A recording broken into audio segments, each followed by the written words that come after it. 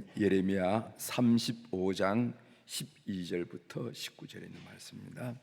예레미야 35장 12절부터 19절에 있는 말씀.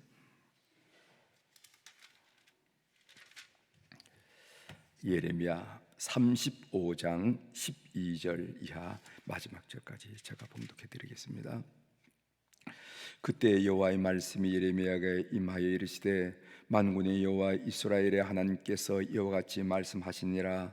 너는 가서 유다 사람들과 예루살렘 주민에게 이르기를, 너희가 내 말을 들으며 교훈을 받지 아니하겠느냐. 여호와의 말씀이니라. 레갑의 아들 요나답이 그의 자손에게 포도주를 마시지 말라 한 그 명령은 실행되도다. 그들은 그 선조의 명령을 순종하여 오늘까지 마시지 아니하거늘 내가 너희에게 말하고 끊임없이 말하여도 너희는 내게 순종하지 아니하도다. 내가 내 종 모든 선자를 너희에게 보내고 끊임없이 보내며 이르기를, 너희는 이제 각기 악한 길에서 돌이켜 행위를 고치고 다른 신을 따라 그를 섬기지 말라. 그리하면 너희는 내가 너희와 너희 손주에게 준 이 땅에서 살리라 하여도 너희가 귀를 기울이지 아니하며 내게 순종하지 아니하였느니라. 레갑의 아들 요나답의 자손은 그의 손조가 그들에게 명령한 그 명령을 지켜 행하나 이 백성은 내게 순종하지 아니하도다. 그러므로 만군의 여호와 이스라엘의 하나님께서 이와 같이 말씀하시니라. 보라, 내가 유다와 예루살렘의 모든 주민에게 내가 그들에게 대하여 선포한 모든 장을 내리리니 이는 내가 그들에게 말하여도 듣지 아니하며 불러도 대답하지 아니함이니라 하셨다 하라. 예레미야가 레갑 사람의 가문에게 이르되, 만군의 여호와 이스라엘의 하나님께서 이와 같이 말씀하시기를, 너희가 너희 선조 요나답의 명령을 순종하여 그의 모든 규율을 지키며 그가 너희에게 명령한 것을 행하였도다. 그러므로 만군의 여호와 이스라엘의 하나님께서 이와 같이 말씀하시느니라. 레갑의 아들 요나답에게서 내 앞에 설 사람이 영원히 끊어지지 아니하리라 하시니라. 아멘. 19절까지 봉독했습니다.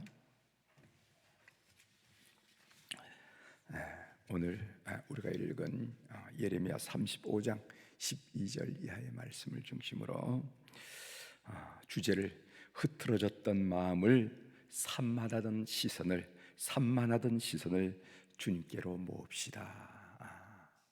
우리가 삶을 살다 보면은 이런 일 저런 일로 마음이 산란해지고 시선들이 흐트러지잖아요. 흐트러졌던 마음을 산란하던 시선을 주님께로 모읍시다 하는 그런 말씀을 함께 나누려고 준비를 했습니다.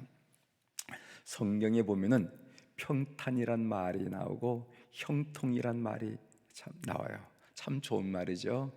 평탄이라 하는 것은 삶에 굴곡이 없다는 말이고, 형통이라 하는 말은 삶에 거침이 없다 하는 이 말인데, 예를 들어 본다면은 모세의 뒤를 이은 요수아에게 하나님께 하신 말씀도 내 길이 평탄하여질 것이요 내가 형통하리로다 하는 말씀이 요수아 1장 8절에 나오는 것을 우리가 보게 됩니다. 평탄, 형통, 그러니까 이 일이 삶이 자연스럽게 된다 하는 그런 이야기가 되겠죠. 노숙인을 섬기는 광야교회라 하는 그 교회가 있는데, 그 교회 목사님이 저녁마다 중보 기도를 이렇게 보내줍니다. 중보 기도, 우리 기도 제목이 이런데 그 기도 제목을 좀 같이 나눕니다. 기도해 주십시오 하는 의미로 그 광야 이 노숙인들을 섬기는 그 교회예요. 제가 이전 교회에 있을 때 그 교회에서 행사를 하면은 가끔씩 나가 설교도 하고 또 그 노숙인들을 섬기는 그런 일들을 해와서 그걸 잊지 못하고 여전히 저한테 그렇게 문자를 보내주면서 중보 기도를 나누고 있습니다. 문자를 그 기도 제목 나누기 전에 잠깐 그 얘기들을 이렇게 써가지고 그 광야 교회가 되어진 일들을 이렇게 앞에서 이렇게 서론적으로 쓰고 기도 제목을 나누는데, 며칠 전에 이런 내용이 있었어요. 광야 교회가 천막 생활을 하던 1996년부터 2007년 6월까지 그러니까 한 11년 동안 천막 생활을 했는데, 그리고 2007년 7월 7일에 지금의 건물로 이사를 왔습니다. 천막 생활을 하면서 구청으로부터 철거 압박을 받고 있을 때 지금 교회 건물의 주인을 교회 앞에서 만났습니다. 대뜸 하시는 말씀이 목사님 우리 땅 사 이러더라는 거예요. 영감님 땅이야 사고 싶지만은 돈이 있어야 사지요 하면서 대답을 했더니까 목사님 내가 돈을 빌려줄게 우리 땅 사. 이게 무슨 말입니까? 내가 목사님을 쭉 지켜봤는데 마음에 관동이 와서 그런 거야. 이 땅을 가만히 가지고 있으면은 분명히 땅값이 오르겠지만은 목사님께 주고 싶어 그러더라는 거예요. 이분은 불교 신자입니다. 게다가 부동산으로 40년 이상 돈을 벌어온 부동산 투기 전문가예요. 가만히 소유하고 있으면 땅값이 오른다는 것도 잘 알고 있을 부동산 투기꾼이지만은, 그리고 돈을 벌 수 있는 기회가 다가오고 있지만은 자기 돈을 빌려주면서 땅을 사라고 한다는 거죠. 이해할 수 없는 얘기예요. 뛰는 가슴을 진정하고 차 대접을 받으면서 그분의 땅을 담보로 해서 그분의 돈을 대출받아서 그분의 땅을 사서 거기에다가 지금의 광야교회를 세웠다 하는 그 이야기를 그 기도 제목 나누기 전에 잠깐 소개한 것을 제가 읽었습니다. 표현으로 말하면 얼떨떨한 가운데 그 일이 이루어졌다 이렇게 표현을 했습니다. 이건 하나님의 강권적인 역사였습니다. 모든 일을 이루신 천지의 주제이신 하나님께 영광을 돌립니다. 그러면서 창세기 14장 19절에 있는 말씀을 인용했어요. 그가 아브라함에게 축복하여 이르되 천지의 주제이시오 지극히 높으신 하나님이여 아브라함에게 복을 주옵소서. 이거 이제 멜기세덱이 축복한 내용인데 그 내용이었습니다. 여기 보면 천지의 주제시오, 이 말이 무슨 말이냐면은 천지, 하늘과 땅의 소유주라는 거예요. 하늘, 땅, 이 땅에 여러 가지가 있는데 그 땅의 소유주가 누구냐면은 하나님이시라는 겁니다. 이런 고백을 하면서 아브라함을 축복하는 그 내용을 인용한 것을 봤습니다. 하나님의 마음에 들면은 인생이 참 쉬울 수도 있다 하는 그런 생각을 그 글을 읽으면서 그 기도에 참여하면서 제가 생각하게 됐습니다. 하나님의 마음에 들면, 누구의 마음에 들면은 천지의 주제이신 하나님 마음에 들면은 인생이 참 쉬울 수도 있다. 성경에 그토록 반복되는 내 길이 평탄하고 형통하리로다 한 말이 우리 삶에서 구현되고 확인되고 체험될 수 있다 하는 그런 생각을 하게 됩니다. 오늘 본문 내용입니다. 여기 레갑 자손이라 하는데 여러분들이 성경을 많이 읽어오셨지만 레갑 자손이라 하는 말 참 쉽게 듣기 어려웠을 겁니다. 그런데 여기에 이 본문에 보면은 예레미야 보면은 34장에도 나오고 35장에도 나오고 레갑 자손이라 하는 나오는데 그 레갑 자손들이 그의 손주 중에 한 분이 누구냐 하면은 요나답이라 하는 분인데 이 요나답이 그 가문에 명령을 내렸어요. 그 명령을 200년 동안 신실하게 지켰다는 겁니다. 그런데 하나님의 백성이라고 스스로 이야기하는 유다 백성은 하나님의 명령을, 사람의 명령도 200년을 지켜왔는데 그 후손들이 하나님의 명령을 번번이 거부하고 불순종하더라 이 말이지. 그 이야기가 14절에 나오는데 다시 한번 제가 여러분들에게 읽어드리겠습니다. 레갑의 아들 요나답이 그의 자손에게 포도주를 마시지 말라 한 그 명령은 실행되도다. 그들은 그 선조의 명령을 순종하여 오늘까지 마시지 아니하거늘 내가 너에게 말하고 끊임없이 말하여도 내가 너에게 말하고 끊임없이 말하여도 너희는 내게 순종하지 아니하도다. 그러니까 어떻게 하나님께서 이렇게 불순종하는 유대 백성에게 심판하지 않을 수 있겠느냐 하는 말입니다. 그 말씀이 17절에 나옵니다. 이어서 읽어드리겠어요. 그러므로 만군의 여호와 이스라엘의 하나님께서 이와 같이 말씀하시니라. 보라, 내가 유다와 예루살렘의 모든 주민에게 내가 그들에게 대하여 선포한 모든 재앙을 내리리니 이는 내가 그들에게 말하여도 듣지 아니하며 불러도 대답하지 아니함이니라 하셨다 하라. 그래서 이는 내가 그들에게 말하여도 듣지 아니하며 불러도 대답하지 아니함이니라 하셨다 하라.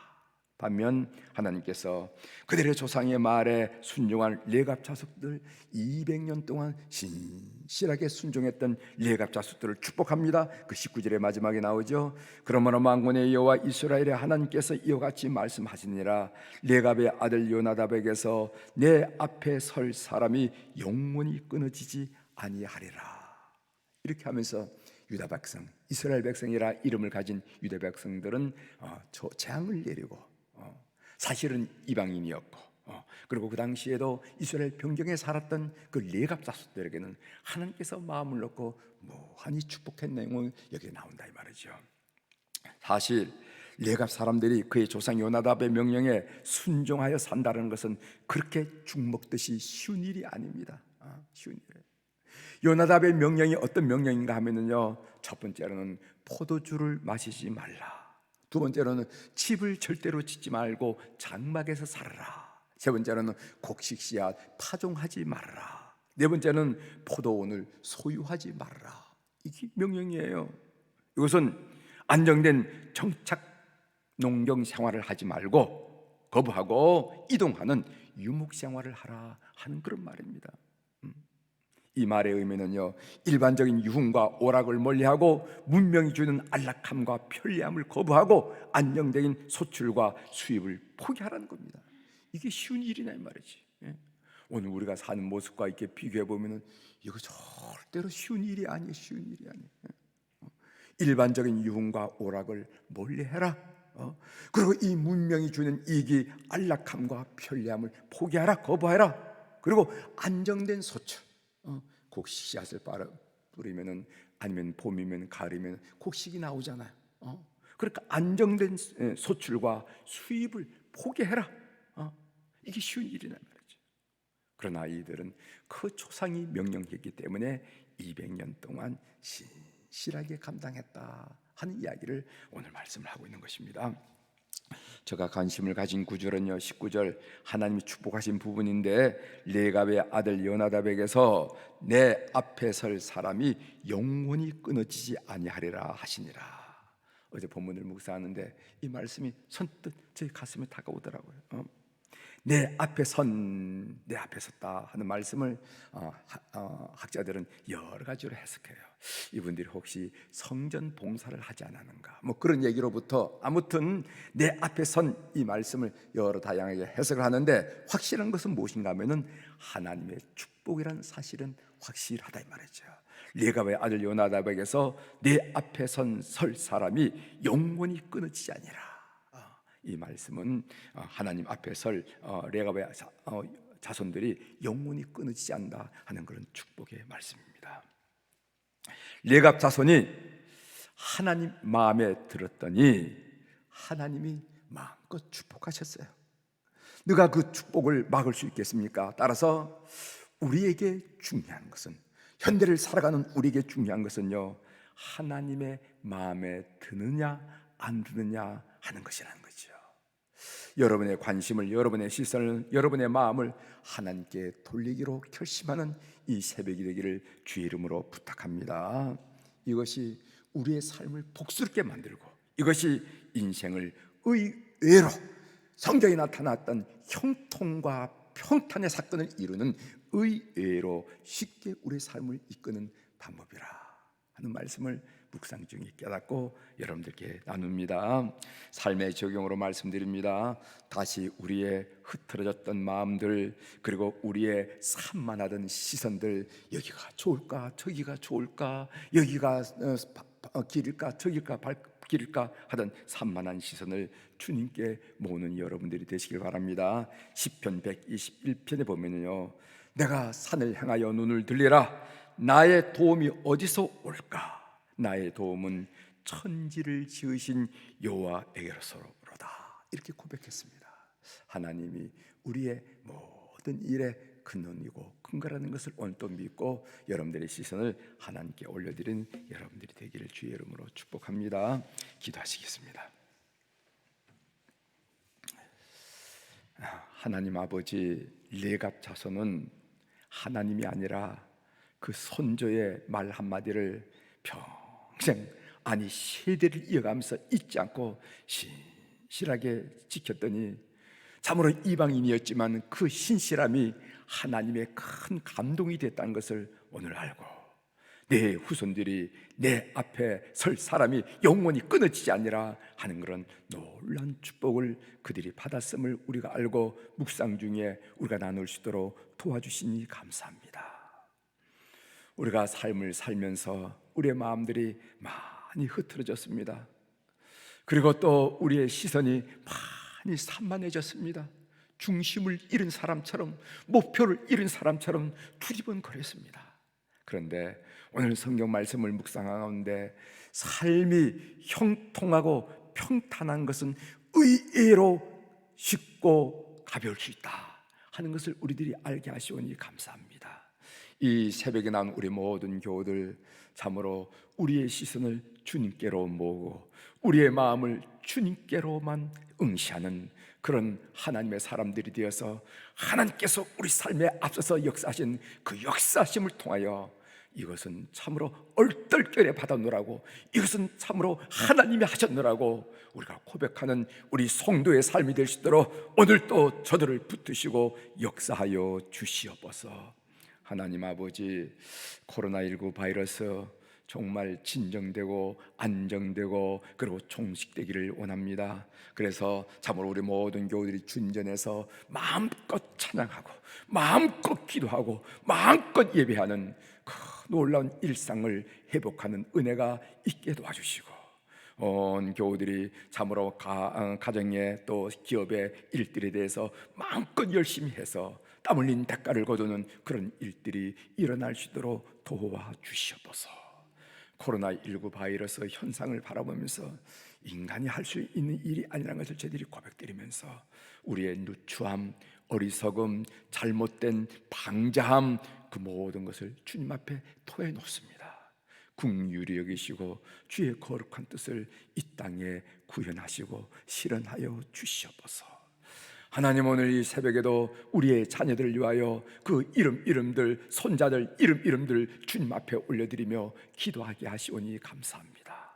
우리가 남녀가 만나 자식 내기를 하면서 살아간다는 것은 어떤 의미로, 영적인 의미로 하나님께 내가 평생 이 자식을 위하여 기도하는 짐을, 십자가를 지겠습니다 하는 그 고백이나 마찬가지인데, 오늘 또 해외 공부하러, 그리고 사업과 직장과 여러모로 해외에 나가 있는 우리 자녀들, 그리고 우리 이 땅에 한번 이곳 저곳에 출타하는 우리 자녀들, 사업상 직장 관계로 이 모양 저 모양으로 흩어져 있는 우리 자녀들, 또 아버지 군대에 나가서 그동안에 부모님이 설하에 있었지만은 난생 처음으로 참으로 많은 사람들의 그런 공동체 속에서 살아가면서 인생을 훈련하고 있는 우리의 자녀들, 그리고 이제 후반기에 이제 수험생들 대학 수학 능력 시험을 준비하면서 마지막 피치를 올리고 완주를 결심하고 있는 우리 자녀들의 이름들을 다 하나님께 올려드립니다. 하나님 대상급으로 주셨고 하나님의 귀한 뜻과 섭리 가운데 이 가정에 주시고 이 땅에 내신 줄 믿사오니 하나님 그 거룩한 뜻을 이루가 주시옵소서.